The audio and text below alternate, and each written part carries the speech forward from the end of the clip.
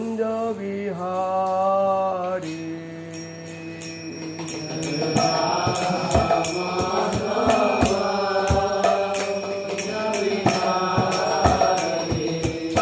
গোপীজন বল্লভ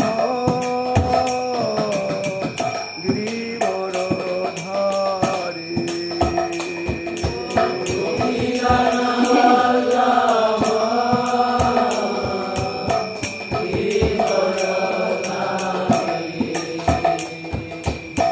যশোদানন্দন ব্রজজনরঞ্জন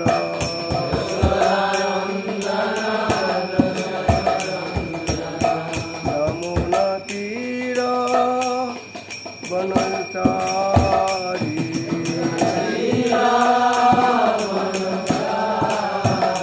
জয় রাধা মাধব কুঞ্জ বিহারী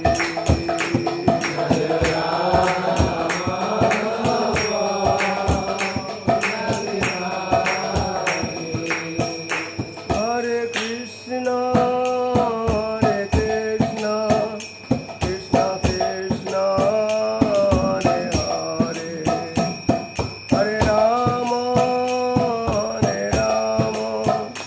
রাম রাম হরে হরে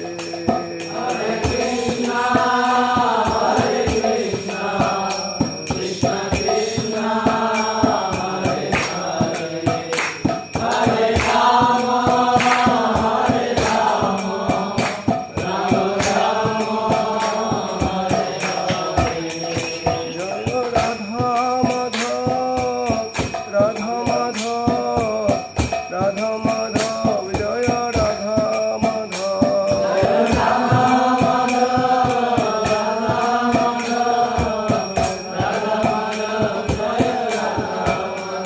জয় রাধা গোপীনাথ রাধা গোপীনাথ রাধে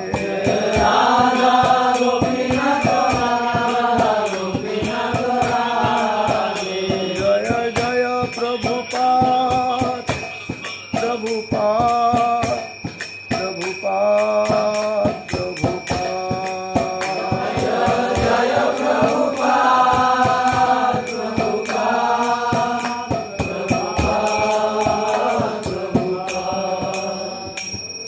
जय श्री श्री राधा माधव की अनंत कोटि वैष्णव वृंद की हरिनाम संकीर्तन की जगत गुरु शिल प्रभुपाद की निताय गौर सीतानाथ तमनंदे हरि हरि बोल। नमो विष्णु पदाय कृष्ण पृष्ठाय भूतले श्रीमते जय पताका स्वामिनीति नामिने नमो विष्णुपदाय कृष्ण पृष्ठाय भूतले श्रीमते भक्ति वेदांत स्वामिनीति नामिने नमस्ते सरस्वती देवे गौरवाणी कुचारिणे निर्विशेष शून्यवादी पाश्चात्य देशतारिणे श्रीमान रासरसरम्भी वंशी वटस्तटस्थितौ कर्षण वेणु शनै गोपी गोपीनाथ श्रीहस्तन जय श्रीकृष्ण चैतन्य प्रभु नित्यानंद श्री अद्वैत गदाधर श्रीवासादि गौर भक्तवृंद हरे कृष्ण कृष्ण कृष्ण हरे हरे हरे राम राम राम हरे हरे हरे कृष्ण है प्रभु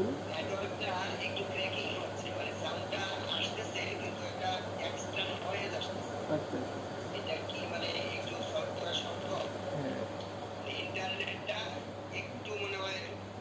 कम गेट खुले दाओ गेट में खुले दाओ जीबीसी गुरुबृंद एवं जीबीसी प्रतिनिधि बांग्लादेश ন্যাশনাল কমিটির সদস্যবৃন্দ, পুরো কমিটির সদস্যবৃন্দ এবং উপস্থিত সমস্ত ইস্কন মন্দিরের ব্রহ্মচারী সন্ন্যাসীবৃন্দ, সকলের শ্রীচরণ কমলে কোটি কোটি প্রণাম নিবেদন করছি এবং কৃতজ্ঞতা স্বীকার করছি আমার মতো একজন অধম ব্যক্তিকে এই মহোৎসবে সুযোগ দান করার জন্য। আপনারা আমার সকলেই বিনম্র প্রণাম স্বীকার করুন। আজকে যে বিষয়ে আমাকে বলার কথা বলা হয়েছিল, যে ব্রহ্মচারী যে কনভেনশন আমাদের 2020, আমরা দুদিন ব্যাপী বিদগ্ধ আলোচকবৃন্দের কাছে অত্যন্ত নির্দেশনামূলক কিছু আমরা উপদেশ গ্রহণ করেছি। তারা অনেক মহান, আমি তো মহান না, আমার বিদ্যা বুদ্ধি সবই কম আমি মনে করি, কোনোটা আমার বেশি নয়, সবটারে কমতি রয়েছে। আমি বলতে চাই যে ব্রহ্মচর্য জীবন এটি তপস্যার জীবন এবং হচ্ছে বৈদিক জীবন এবং বিধিবদ্ধ জীবন। শাস্ত্রে ব্রহ্মচারীর তপস্যা বিভিন্নভাবে কিছু সাধনের বর্ণনা করা হয়েছে, কিন্তু ছিল প্রভুপাদ ইস্কনের প্রতিষ্ঠাতা আচার্য আমাদের পরম গুরুদেব, তিনি তেমন কিছু আমাদের সেই কৃচ্ছ সাধনার কথা তিনি আমাদের তেমন বলেননি। তিনি বলেছেন ব্রহ্মচারীর কর্তব্য হচ্ছে, তার সাধনা হচ্ছে শ্রবণ এবং কীর্তন সাধনা। যদি কেউ ভক্তি জগতে বা ব্রহ্মচারী জীবন হিসেবে থাকতে চায়, তাকে শ্রবণ এবং কীর্তন দুইটি সাধনা অত্যন্ত গুরুত্ব সহকারে তাকে পালন করতে হবে। কেননা আমাদের সাধনা হচ্ছে মঙ্গল আরতি করা, দর্শন আরতি, গুরু পূজা যোগদান করা, 3 টাইম প্রসাদ গ্রহণ করা এবং দান্ত মানে ইন্দ্রিয় সংযম করা, নম্র স্বভাবম, অত্যন্ত বিনয়ী হওয়া, এবং গুরুহিতম, গুরুদেবের হিতৈষীর জন্য, হিতের জন্য সর্বদাই প্রস্তুত থাকা, সর্বদাই প্রস্তুত থাকা। ব্রহ্মচারীকে নারীর শরীর ভোগ করার যে বাসনা, এই বাসনাটাকে বিষবোধ পরিত্যাগ করতে হবে। যেমন বিষ গ্রহণ করলে মানুষের মৃত্যু অনিবার্য, তেমনি ব্রহ্মচারীর পক্ষে নারীর শরীরকে ভোগ করার যে বাসনা, এই বাসনাটাকে বিষবোধ পরিত্যাগ করতে হবে। আর এই বাসনা যদি আমরা হৃদয়ে লালন করতে থাকি বা কোনোভাবে আমরা চিন্তা ভাবনা করি, তাহলে আমাদের পারমার্থিক মৃত্যু একদিন না একদিন অনিবার্য। যার জন্য এই বাসনা থেকে ব্রহ্মচারী নিজেকে ফিরিয়ে রাখবেন, দূরে রাখবেন, সে সাধনা করবে। সাধনা এবং তপস্যা আমাদের জীবনকে নির্মল করে। মানুষ যদি সাধনা তপস্যা না করে, তার জীবন কোনোভাবে নির্মল হতে পারে না। আর হৃদয় যদি নির্মল না হয়ে যায়, সে কোনোদিন ভগবানের সেবা পূজা বা বৈষ্ণবকে শ্রদ্ধা করতে সে পারবে না। কেন অপবিত্র অনির্মল হৃদয়ে আমাদের ভক্তকে, ভগবানকে আমরা শ্রদ্ধা নিবেদন করতে পারি না। অপবিত্রা পবিত্র বা সর্বাবস্থান গত হপি, আমাদের হৃদয় অত্যন্ত অপবিত্র, পবিত্র নয়। আমাদের ভগবানের নাম স্মরণ করে আমাদের হৃদয়কে পবিত্র করতে হবে। হরে কৃষ্ণ কৃষ্ণ কৃষ্ণ হরে হরে, হরে রাম রাম রাম হরে। এই হচ্ছে আমাদের হৃদয় নির্মল করার একটি সহজ পন্থা শ্রীচৈতন্য মহাপ্রভু আমাদেরকে দিয়েছেন। আমাদের তপস্যা সাধনা, যারা জ্ঞানী তারা জেনে শুনেই তপস্যা করেন, যারা জ্ঞানী নয় তারা তপস্যা করে না। আমরা দেখতে পাই রঘুনাথ দাস গোস্বামী, তিনি 12 দিন পায়ে হেঁটে শ্রীধাম বৃন্দাবনে গিয়েছিলেন, কত তপস্যা করেছিলেন, জেনে শুনেই তপস্যা করেছেন। অনুরূপভাবে আমাদের তপস্যা আমাদের করতে হবে ইন্দ্র সংযম, গুরুহিতম। গুরুহিতম শব্দের অর্থ হচ্ছে দাসবোধ।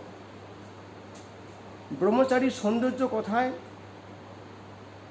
ব্রহ্মচারী কি ভালো রূপ চর্চা করবে? না, ব্রহ্মচারী তো মণ্ডিত মস্তক, কোথায় রূপ চর্চা করবে? ব্রহ্মচারীর চর্চা হচ্ছে দাস্যবোধ, গুরু সেবা। অর্থাৎ ব্রহ্মচারী দাস হয়ে তিনি গুরুর আজ্ঞা নিপুণভাবে সম্পাদন করবেন। এই হচ্ছে ব্রহ্মচারীর সৌন্দর্য, এই হচ্ছে ব্রহ্মচারীর অলঙ্কার। যেমন ব্রাহ্মণের অলঙ্কার হচ্ছে ক্ষমা, ক্ষত্রিয় অলঙ্কার হচ্ছে যুদ্ধে গমন করা, বৈশ্যের অলঙ্কার হচ্ছে তার বৈশ্য সংস্কৃতিকে সুরক্ষা করা। এমনি করে প্রতিটি ব্যক্তির বা প্রতিটি আশ্রমের একটি অলঙ্কার রয়েছে। কোকিলের অলঙ্কার তার কণ্ঠ, দেখতে কালো কিন্তু তার কণ্ঠ সুমধুর, মানুষকে মোহিত করে। কুৎসিত যে পুরুষ বা ব্যক্তি, তার সৌন্দর্য হচ্ছে তার পাণ্ডিত্য, তার সৌন্দর্য করে। অনুরূপভাবে ব্রহ্মচারীর সৌন্দর্য হচ্ছে দাস্যবোধ, গুরুর পাদপদ্ম, গুরুর আজ্ঞা নির্দেশ আজ্ঞা অনুসারে ভগবত সেবা সম্পাদন করা। এভাবে একজন ব্রহ্মচারী তার নৈষ্ঠিক জীবন এবং সে গুরুর কৃপা লাভ করে তার সুন্দর একটি ব্রহ্মচারীর জীবনে তিনি উপনীত হতে পারেন। কেন আমাদের যে মিথ্যা অহংকার বা দেহাত্মবোধ, এটা আমাদের কোনো কিছু ভালো কিছু দেয় না, এটা শুধু আমাদেরকে শুধু বঞ্চিতই করে, এর দ্বারা আমরা কিছু লাভ করতে পারি না। তাই আমাদের দাস্যবোধ আশ্রমটা হচ্ছে অত্যন্ত গুরুত্বপূর্ণ। ইন্দ্র সংযম, গুরুহিতম। ব্রহ্মচারী বলবে না যে গুরুদেব আপনি আমাকে কী জন্য ডেকেছেন, কি প্রভু আমাকে কী জন্য ডেকেছেন। না, ব্রহ্মচারী শব্দ হচ্ছে আজ্ঞে গুরুদেব, আজ্ঞে প্রভু, আমার জন্য আপনার কী উপদেশ রয়েছে, আমি আপনার কি আজ্ঞা পালন করতে পারি। এই হচ্ছে ব্রহ্মচারীর বিনয় ভাব, এই হচ্ছে দাস্য ভাব। আমার জন্য আপনার কি আজ্ঞা রয়েছে, আপনি আজ্ঞা করুন। এভাবে একজন ব্রহ্মচারী তার জীবনকে নির্মল করতে পারে। যদিও শাস্ত্রে 4 প্রকার ব্রহ্মচারীর কথা বলা হয়েছে, 4 প্রকার গৃহস্থ কথা বলা হয়েছে, 4 প্রকারের সন্ন্যাসীর কথা বলা হয়েছে। সেদিকে আমি যেতে চাচ্ছি না। আমরা ছিল প্রভুপাদের একটি সংস্থাতে আমরা বসবাস করছি। ছিল প্রভুপাদ বলেছেন তোমরা শুধু আমার স্তুতি করবে না, আমাকে অনুসরণ করবে। আমরা প্রভুপাদ যদি স্তুতি করি আর প্রভুপাদের আদর্শকে যদি আমরা অনুসরণ না করি, তাহলে আমরা সঠিকভাবে প্রভুপাদকে ফলো করছি না। আমরা শুধু প্রভুপাদের প্রশংসাই করব তা কিন্তু নয়। প্রভুপাদ শুধু করলাম, এটি যদি আমরা শুধু প্রশংসাই করি, এটি আমরা আবেগীদের দলে ভুক্ত হয়ে যাব। যে আবেগী লোকেরা শুধু তাদের গুরুদের প্রশংসাই করে, কিন্তু গুরুদেবকে অনুসরণ করে না। তা আমরা আবেগীদের দলে যেতে চাচ্ছি না। আমরা প্রভুপাদের স্তুতি করব এবং শিল প্রভুপাদের কি আমরা অনুসরণ করব, শিল প্রভুপাদের শিক্ষাকে আমরা গ্রহণ করব। এই হচ্ছে আমাদের ব্রহ্মচর্য জীবন। সাধারণ লোকেরাও কিন্তু প্রভুপাদের প্রশংসা করে। প্রভুপাদের প্রশংসা সারা পৃথিবী মানুষরাই করে, কিন্তু তারা তো প্রভুপাদকে অনুসরণ করে না। আমরা প্রভুপাদের প্রশংসার দ্বারা সীমাবদ্ধ রাখবো না, আমরা প্রভুপাদকে আমরা অনুসরণ করব। তাহলে আমরা প্রভুপাদকে যথাযোগ্যভাবে আমরা মর্যাদা দিতে পারব। আমাদের গুরুদেবের জন্য, আশ্রমের জন্য আমাদের দাঁড়ে দাঁড়িয়ে গিয়ে ভিক্ষা করতে হবে। মা তে ভিক্ষাং দেহি, ব্রহ্মচারী ভিক্ষা করা এটি তার স্বভাব, সে অধিকার। সে গুরু সেবার জন্য, আশ্রমের জন্য ভিক্ষা করবে, হ্যাঁ, এটা তার স্বভাব। কিন্তু এই ভিক্ষালভ্য দ্রব্য নৈষ্ঠিক ব্রহ্মচারী কোনোভাবেই ভোগ করার বাসনা পোষণ করবে না। কেন? তাকে যে ভিক্ষা দান করা হচ্ছে সেটি তার গুরু দেবের আশ্রমের জন্য এবং তার সেবার জন্য। এই মনোভাব ব্রহ্মচারী তার হৃদয়ে লালন করবেন। আমরা যদি ব্রহ্মচারী এখানে আসি, সবাই আমরা ব্রহ্মচারী, অধিকাংশ সবাই। সেক্ষেত্রে বলতে চাই ব্রহ্মচারীরা আসলে অনেক ত্যাগ করেছে। কালকে ভক্তিপ্রসন্ন স্বামী মহারাজ বলেছিলেন তাদের ত্যাগ অপরিসীম ত্যাগ। বাবা মাকে পরিত্যাগ করে, জায়গা জমি পরিত্যাগ করে, চাকুরি পরিত্যাগ করে, উচ্চ বিলাসকে পরিত্যাগ করে এই মন্দিরে থাকা, এই যে কত বড় সাধনা। আপনারা সবাই ব্রহ্মচারী, আপনি জানেন যে কত বড় সাধনা, এটা বলা শেষ করা যায় না। অনেক বড় সাধনা।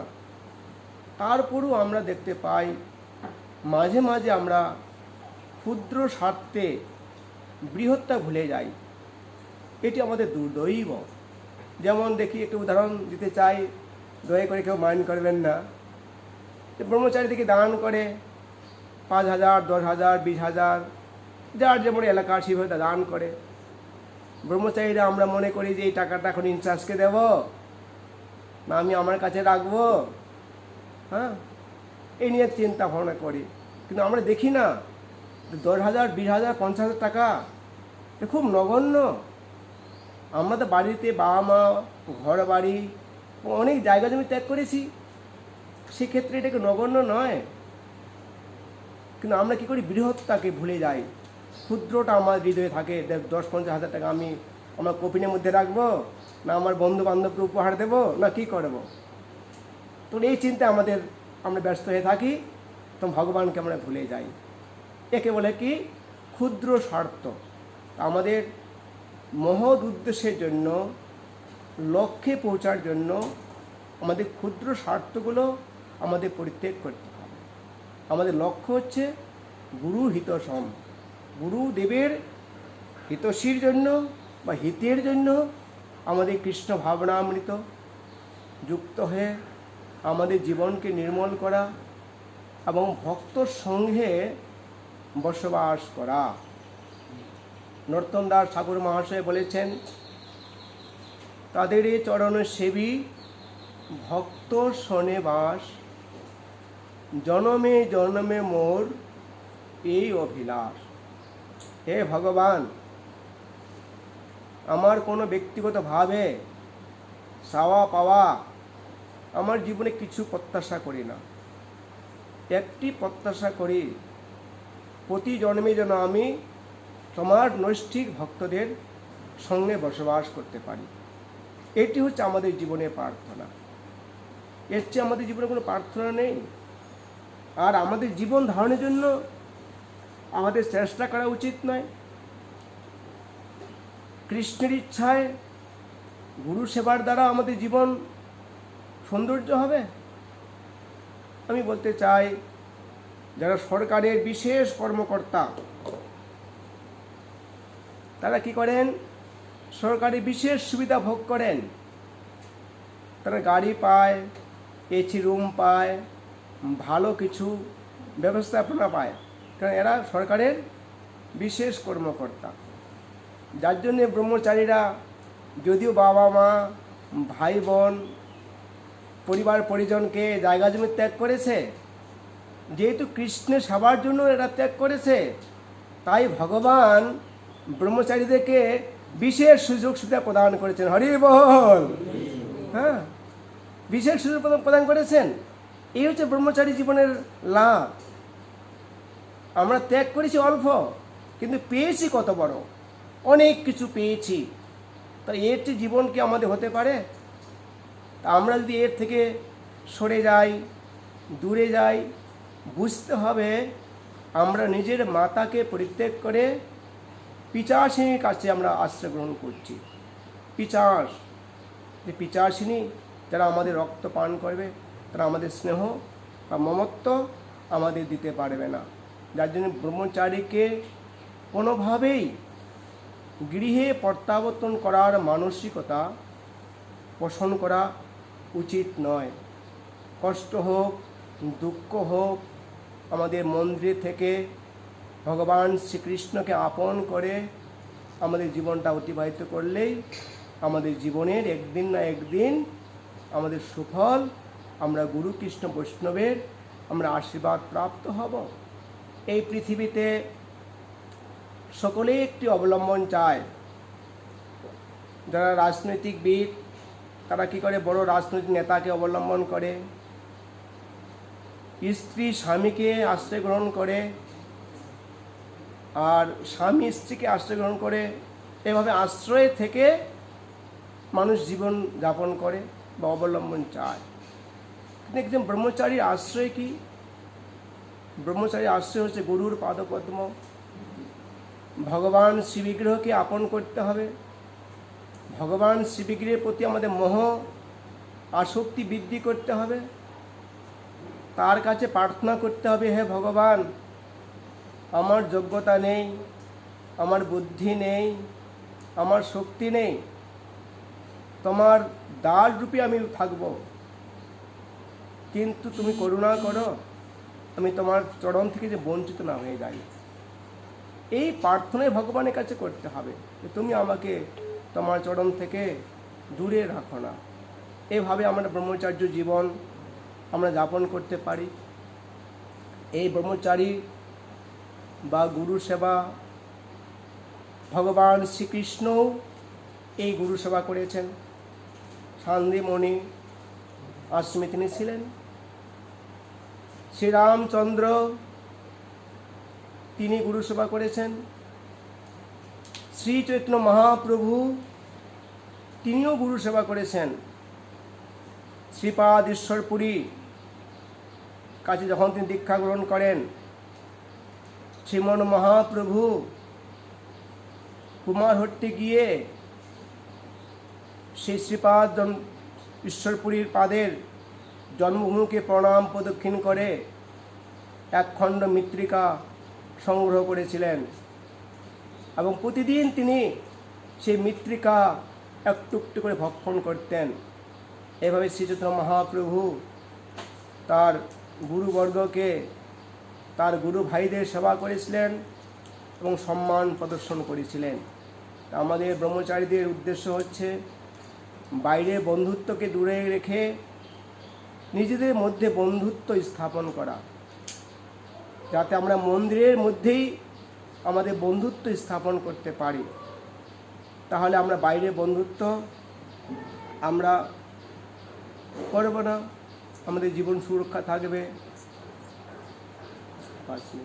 আমাদের জীবন অত্যন্ত শৃঙ্খলাবদ্ধ জীবন। আমাদের সংস্কৃতি হচ্ছে গুরু সেবা। আমাদের সাবধান হতে হবে যাতে আমাদের বৈষ্ণব গুরুদেবের চরণে অপরাধ না হয়। আমরা যত সাবধান হব ততই ভক্তি জগতে আমরা বেশি করে অবস্থান করতে পারব, বেশি করে অবস্থান করতে পারব। হ্যাঁ, আমাদের মনের দ্বারা, দেহের দ্বারা এবং বাক্যের দ্বারা আমাদের সর্বদাই কৃষ্ণ সেবায় যুক্ত থাকার আমাদের চেষ্টা করতে হবে। আমরা কৃষ্ণ সেবা থেকে বিচ্যুত না হয়ে যাই। আমার গুরু মহারাজ আসবেন, আমাদের পরমার্থ গুরু মহারাজ। আমি সময় কিছু নেব না, একটু উদাহরণ দিয়ে বলতে চাই যে আমাদের এখন নেট হয়েছে। এই নেট ব্যবহার করতে হবে প্রচারের ক্ষেত্রে, কিন্তু আমাদের দৃষ্টিভঙ্গি পরিবর্তন করতে হবে। কীভাবে? দুইটি ফ্ল্যাটে একটি ছেলে পড়ালেখা করত আর একটি মেয়ে পড়ালেখা করত, কিন্তু ছেলেটা দুজনে বিশ্ববিদ্যালয়ে পড়াশোনা করে, ছেলেটা বারবার শুধু ফেল করে। তখন তার পিতৃদেব, তার বাবা বলেছিল, দেখো দেখো সেই ফ্ল্যাটের মেয়েটা প্রতি বছর ভালো ভালো রেজাল্ট করছে, আর তুমি কি করছো? তুমি বারবার ফেল মারছো। তখন ছেলেটা তার বাবাকে উত্তর দিল, দেখুন ওকে আমি কি দেখব, ওকে দেখে দেখেই আমি ফেল করলাম। বুঝা গেল যে তাকে দেখে দেখেই সে ফেল করলো। তেমনি করে নেট আমরা খ্রিস্ট সভায় যুক্ত করব। তার বাবা বলেছিল যে ওই মেয়েটা কত ভালো রেজাল্ট করছে, সেটা তুমি দেখো, কিন্তু সে তার ভালো রেজাল্টটা না দেখে তার খারাপ সাইডটা দেখছে, আর তাকে দেখে দেখেই সে ফেল করলো। তেমনি করে নেট, হ্যাঁ কেটে যাচ্ছে কথাগুলো। ও প্রভু, আমার তো নেট দুর্বল,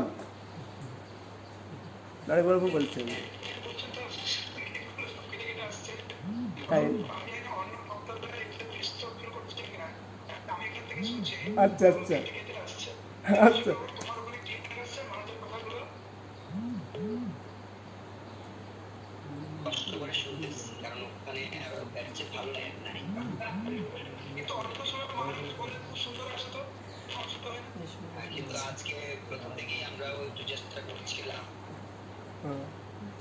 আসলে আজকে এখানে ঘরটা বদ্ধ অবস্থা। আচ্ছা আচ্ছা, তাহলে আমাদের যে তার পিতৃদেব বলেছিল যে তুমি ওই মেয়েটার ভালো রেজাল্টটা দেখো, সে ভালো রেজাল্ট না দেখে তাকে বাহ্যিকভাবে তার দেহের প্রতি আসক্ত হয়েছিল, যার জন্য ছেলেটা বারবার ফেল করেছিল।